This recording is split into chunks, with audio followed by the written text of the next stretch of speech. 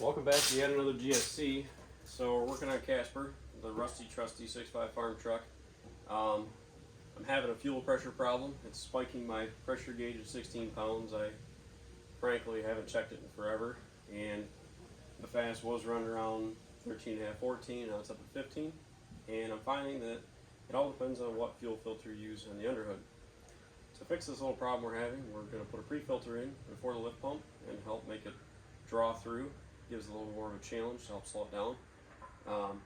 This is also really to help the health of the injection pump too, and that way I'm not over pressurizing anything, and I'm going to have better, cleaner fuel. So the thing with these is typically on a DB2 you'll see idle time jump if you're over 8 pounds fuel pressure. DS4 if you're over 10 to 15 pounds, it really messes with your idle. More fuel pressure is not always a problem, but it can be a little bit tough on pump internals, especially the return side. So I think that's actually why I have a return leak now, is that I'm over returning, and that's why we're going to be doing a return video here soon, and also a harness under the intake. So I'll grab the camera and we'll fire it up, and we'll get through this whole installation, and hopefully it helps some of you guys out that are either A, having fuel pressure problems, or B, if you're having just fuel quality problems in general. Yes, this truck does not have a stock sending unit in it. This is an old billet style one, and I do have soft line on it, but this is really the same principle. If you get a stock sending unit, get yourself a line cutter, cut the lines, make a flare, splice it, add it in, or you can always just go the other route and run soft line. So we'll get the camera and walk through it. So Casper's a 99.65, most of you guys already know that. The injection pump harness itself under here is causing havoc. It's 25 years old. It's got 180 some thousand miles on it. It's had a lot of heat cycles. This truck has had a pretty rough life since I've tested it, driven it daily, everything else, and it's just time for a harness. So my problem though lies with fuel pressure. I'm gonna go turn this key on, and you will see, hopefully, what I'm talking about in just a second here. Okay, so I'm reading right around 12 pounds, 12.5 pounds. Now I'm going to start the engine in this thing, and we'll see what my magic number is now.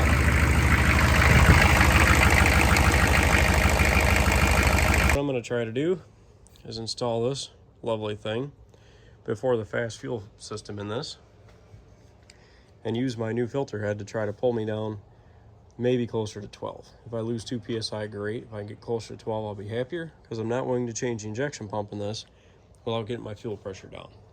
So because the lift pump in this truck is under it, I'll go ahead and show you guys kind of where I might want to mount this once I crawl under it. But the key takeaway from this part of the video is a lot of lift pump pressure at high volume can in fact damage the injection pump, and DS4 pumps are really getting a lot harder to find to get a good one out of the box. So the fast locates basically in the original lift pump position on these, which is right up by the transmission cross member and feeds up towards the engine bay. In my case, I have 1/2-inch soft line that runs up to the tank to a old first generation quad star tuning billet sending unit. So we know that we need to put that filter somewhere right here-ish, which is going to make this really fun, because as we can tell, there's wiring harness in here and there's other odds and ends. So I'm going to go grab this filter, crawl back under here, and kind of determine where we might want to put it, because that's going to be the real key here. What I may or may not do, since this is a 1-ton regular cab long bed, my fuel tank to my cross member here is not very far, so I may or may not end up just having to build a bracket that actually bolts here and goes up, or I'll have to find a way to mount it off the transmission cross member to buy me some room. So we'll grab that filter head and crawl back down here. All right, so we have the filter head down here with us now, which is definitely a lot bigger down here. So we put him here, and that looked pretty good, plus or minus, but then my fittings run right into the fuel tank. That's a problem. If I could put it here maybe, lower. But then it's the lowest point of the truck, and it could potentially hit something. Not exactly what we want to do here. All right, so we're gonna go back under here. Look at mounting it a little bit higher. Go a little higher, still have a fuel tank issue. So this means I'm gonna get kind of smart on how I want to do this. I may be able to go this route.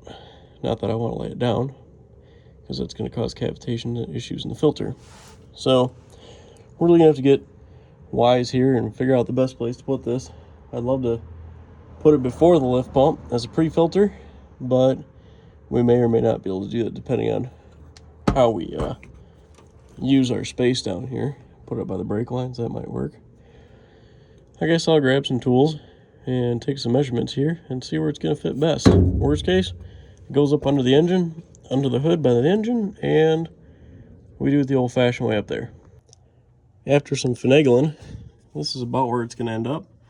There's our lift pump, here's our pre-filter, and our little bracket here holds him on. I'll Loctite it to make sure it doesn't go anywhere. I got to get this line cut here and get it slipped on, and then bridge the gap here to the other side over the lift pump, and then we should be able to restart and check fuel pressure. After a little bit of tinkering and fiddling, our bracket is in, it's aligned. Our filter is in, it's aligned. No kinks, no hose problems, so I do believe it's time to crawl up here and fire this thing up with our new pre-filter. So our filter's on, we'll see if it starts.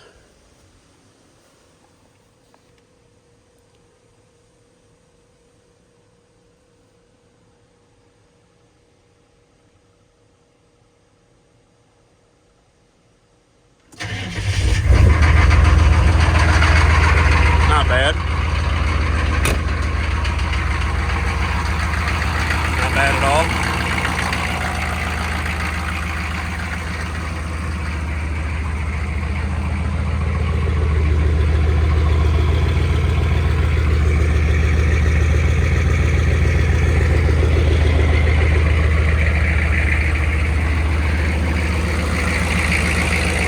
Now let's look at our fuel pressure real quick.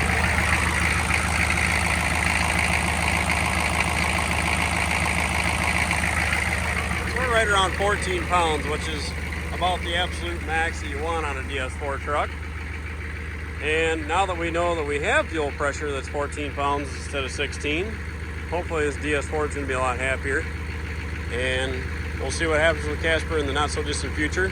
The next part of this is all going to be tearing the intake off to redo the intake plenum harness underneath, and I'm going to do the Quadstar bill return block and new lines since I have an issue with my current steel line setup. So we'll try to get that knocked out here this weekend. So hopefully this helps some of you guys out. If you got a half-inch feed line or if you're having fuel pressure problems, get a good pre-filter put on before the lift pump, have a post filter, and that should help, one, with fuel quality, two, it'll help your pressure, and three, it's just a better overall system for the truck. So if you need something done, or if you're looking for info, like, subscribe, check us out, Ginger Snap Customs at Facebook and on Instagram. Thanks, everybody.